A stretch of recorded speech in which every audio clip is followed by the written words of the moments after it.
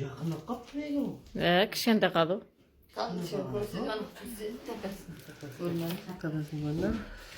Ne meyri yakını. Bugün çiğsan aytmayalım.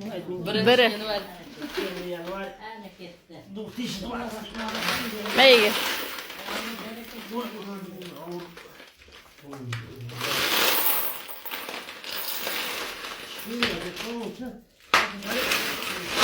Yok ko'tarib tursin. Ko'tarmaydi bu şu. Meyl. Başkasını alsın.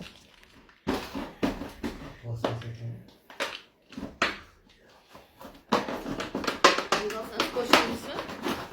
Yüzüğü koşar mısın? Yok.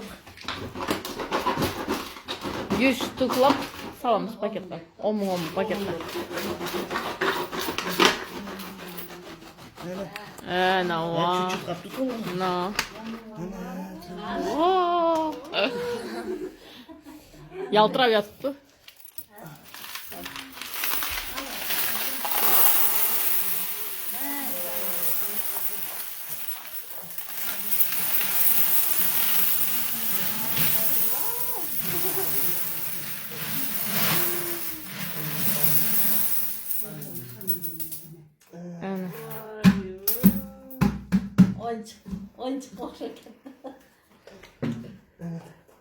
Вот наше золото.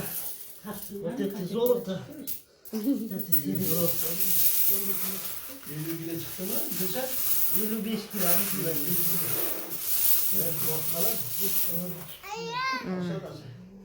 Evet. Eğer